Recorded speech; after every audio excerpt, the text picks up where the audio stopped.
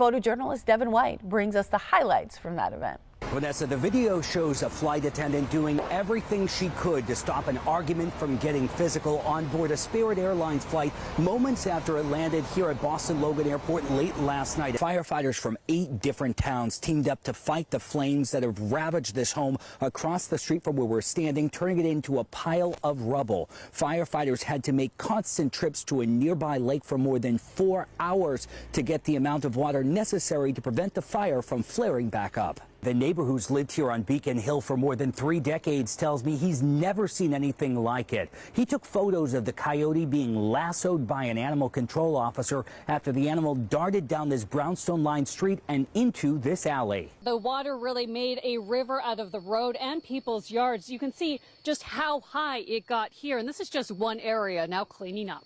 She says the man who showed up here and tried to set her home ablaze isn't a stranger and came here on a mission to wreak havoc, shattering her window, setting something on fire, then hurling it inside. The solar eclipse officially came to an end here in Boston less than an hour and a half ago, but the hundreds who gathered here on Boston Common are still talking about what they saw together in awe and wonder. People have been camped out here on the Common, mainly around the Soldiers and Sailors Monument near Frog Pond, since the early afternoon hours to catch a prime spot to see this themselves, with mild spring weather and mostly clear sky making for near perfect viewing conditions. Here in Boston, the partial eclipse began at 2:16 this afternoon and reached its peak at 3:29, with nearly 93% of the sun blocked by the moon's shadow. While it wasn't nearly as dramatic as totality, the sky got noticeably darker. The crescent is getting smaller. It's really weird. You can actually see the moon moving. And yeah, it's getting darker. It's just a test of the things that you can control. That's the biggest thing, is like if you get into trying to worry about things you can't control, then it doesn't put you in the best possible position to win. We're out there just competing, trying to have that right mindset each and every day. So we talked all year about not skipping steps, and it's no different now. This is unique for a lot of us. It's kind of the quickest we've ever gotten through a first, second, and obviously a third round. You know, a lot of the previous years we had a couple Game 7 series that, you know, just kind of extend the playoffs. So I think it was great for us to close out series when we were supposed to, and it's afforded us to have this nice break.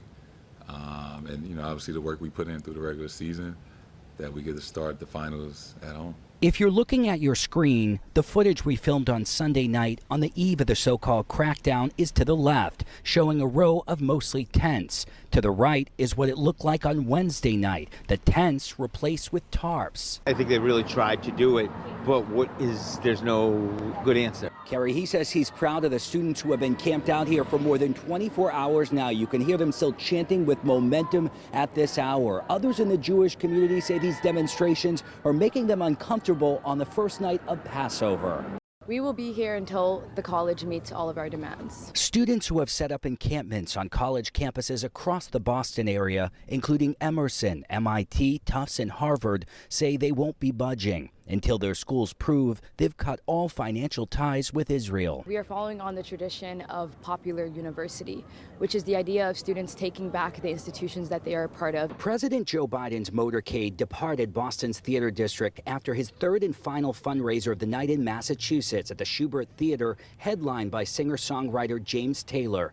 Just a block away from the private event where the president appealed to wealthy donors, hundreds of pro-Palestinian protesters blasted his priorities.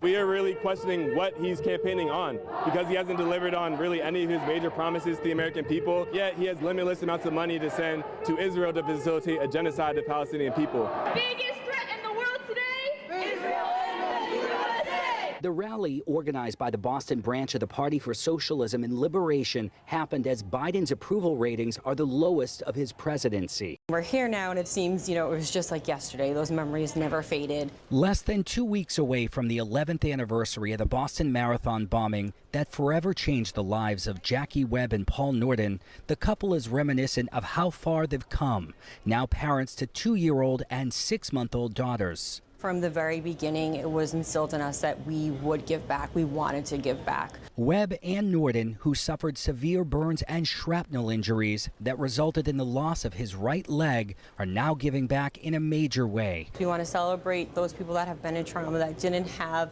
the public behind them like we did. Webb's brother-in-law, J.P. Norden, who also lost his right leg from the first explosion back in 2013, also proudly stands behind that message that was on display at the charity's first large fundraiser, One Boston Night, at the Sugar Factory in Faneuil Hall. We were so lucky to have everybody reach out and take care of us, so to pay it forward is great. In their latest act of paying it forward, the Webb Norden Foundation announced a grant for a 19-year-old who's being treated at Tufts after suffering from heart failure. 25 shots is unbelievable. Don't even have no name, no number, no face, or no nothing. Neighbors who live near Ramsey Park in Roxbury are breathing a sigh of relief after a barrage of gunfire was unleashed near the field where a Little League game was happening, forcing kids and spectators to take cover. Very sad. I have a 12-year-old son. I don't want him in this type of environment. Boston police rushed to the scene on Shawmut Ave near Mass Ave to reports of more than 20 shots fired and found spent shell casings scattered on the sidewalk and street and several cars pierced with bullets. I woke up the other morning with my alarm clock stating that Mark was going to be here, and I never got so fast out of bed in my life. My mom is the biggest fan ever, so I needed to stop and grab some tequila. I just love him. I mean, I'm from Boston, and he represents Boston. I mean, everybody who knows Boston, you connected with Mark. You connected with the Wahlbergs. He is an icon in Boston, for sure. I'm a huge fan. If you're from Boston, you have to be a huge fan. I know we'd all rather a Stanley Cup than the records, but how's the burger? Good? Definitely going to share with my mom and my dad. They're going to be very excited. Hi. Nice to meet you. The line and we came in to say hi, and we love Mark Wahlberg. We were like, why is everybody waiting in line? And we asked, and we're like, oh my gosh, we have to stay for this, right? Absolutely. Yeah. You got to pinch yourself. A lot of people know the brand and are aware of it, but to feel the product, be able to touch it, feel it before they purchase it, it's cool. So we want to kind of establish it, and then we'll be coming here very soon. I love the quality of the clothes. It's super soft. Good friend, even better person in terms of like the work that he's doing and him being back in community. Great to see him, and I wanted to be able to show up and show some love to Municipal. My boys love Ted, the Ted movie. We follow him all the time. We watch the movies all the time at home.